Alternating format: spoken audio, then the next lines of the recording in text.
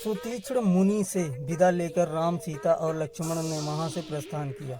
मार्ग में उन्होंने नीवार, जलकदम्ब, कटहल, साखू, अशोक, नीतीश, चिरबिल, महुआ, बेल, तेंदू तथा अन्य अनेक जंगली वृक्ष देखे। विचित्र वनों, मेघमाला सदृश पर्वमालाओं, सरिताओं तथा सरोवरों के नयनाभिराम दृश्यों को निरखते हुए तथा 2 दिन महर्षि अगस्त्य के भाई के आश्रम में विश्राम करने के पश्चात वे अगस्त्य मुनि के आश्रम के निकट जा पहुँचे।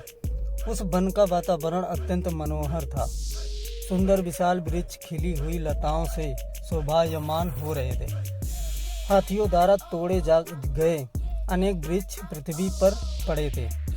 वानर वृंद वृक्षों की ऊंची ऊंची शाखाओं पर अटकेलियां कर रहे थे।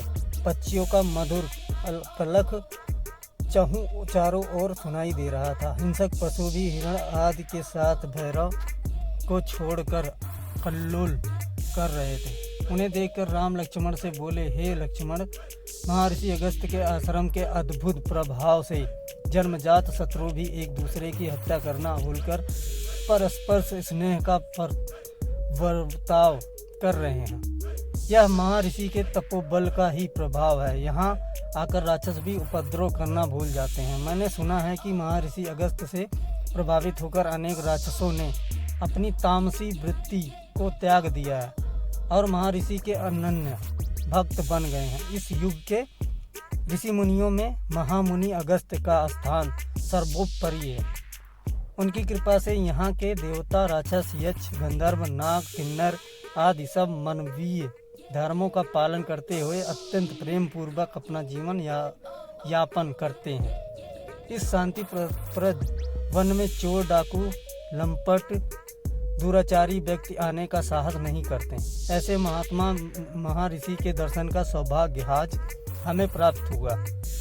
तुम आश्रम में जाकर मेरे आने की सूचना दो। राम की आज्ञा पाकर लक्ष्मण आश्रम के भीतर गए और महर्षि के एक शिष्य से बोले, हे सौम्य, कृपा करके हम महर्षि अगस्त्य को सादर सूचित करो कि अयोध्या के तेजस्वी सम्राट दशरथ के ज्येष्ठ पुत्र श्री रामचंद्र जी अपनी पत्नी जनक नंदिनी सीता के साथ उनके दर्शन के लिए पधारे हैं। वे आश्रम में प्रवेश की अनुमति की प्रतीक्षा कर रहे हैं।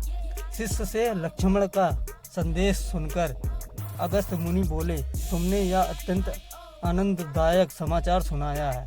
राम की प्रतीक्षा करते हुए मेरे नेत्र थक गए थे।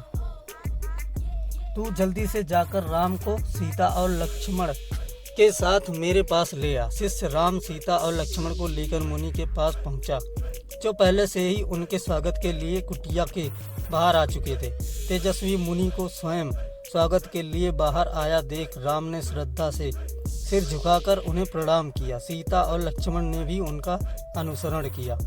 अगस्त्य मुनि ने प्रेम पूर्वक उन सबको बैठने के लिए आसन दिए।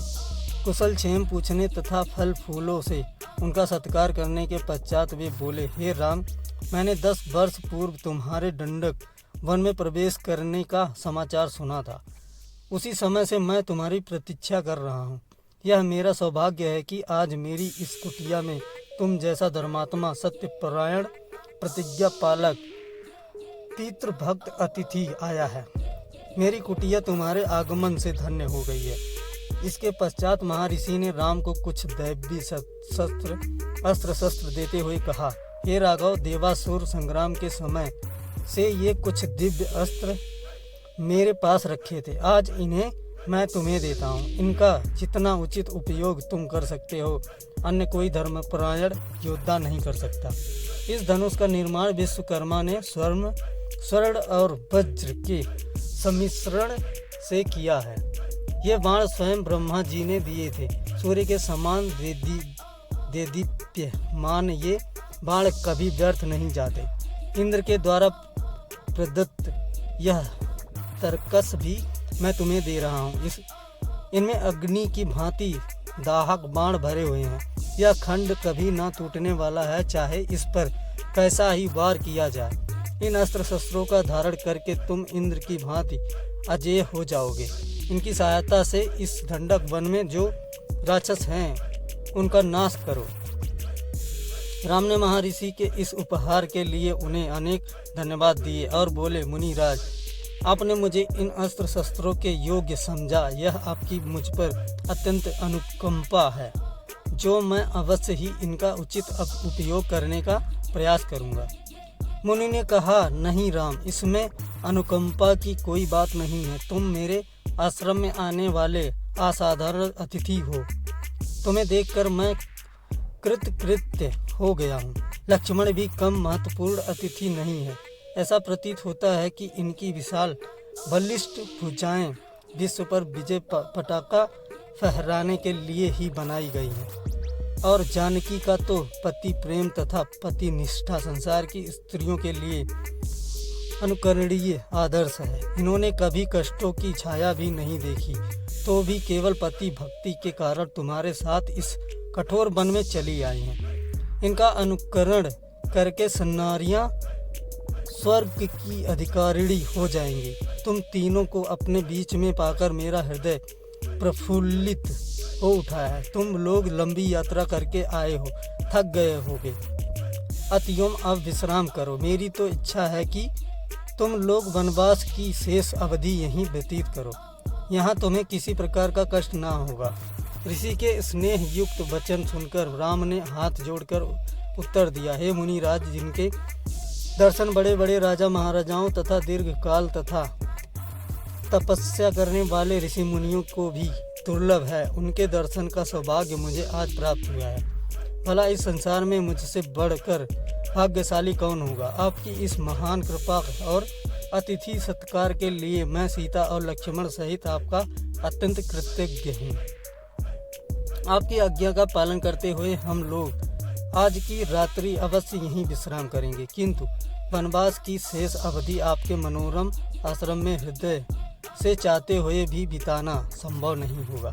मैं आपकी तपस्या में किसी भी प्रकार की बाधा उपस्थित नहीं करना चाहता, परंतु आपकी सत्संगति के लाभ से भी वंचित नहीं होना चाहता। इसलिए कृपा करके आपके इस आश्रम के निकट ही कोई ऐसा स्थान बताइए जो फल युक्त वृक्षों, निर्मल जल तथा शांत वातावरण से युक्त सघन वन हो।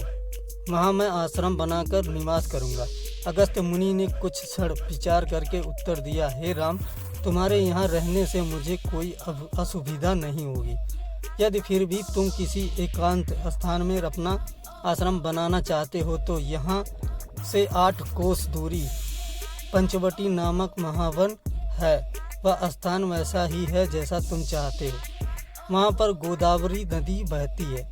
वह स्थान अत्यंत रमणीक, शांत, स्वच्छ एवं पवित्र है। सामने जो मधुक वन दिखाई देता है, उत्तर दिशा से पार करने के पश्चात तुम्हें एक पर्वत दृष्टिगोचर होगा।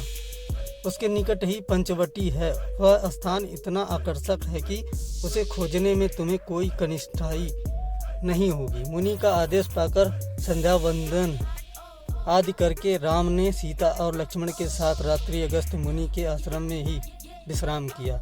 प्रातःकालीन कृत्यों से निवृत्त होकर महामुनि ने से विदा हो राम ने अपनी पत्नी तथा अनुज के साथ पंचवटी की ओर प्रस्थान किया।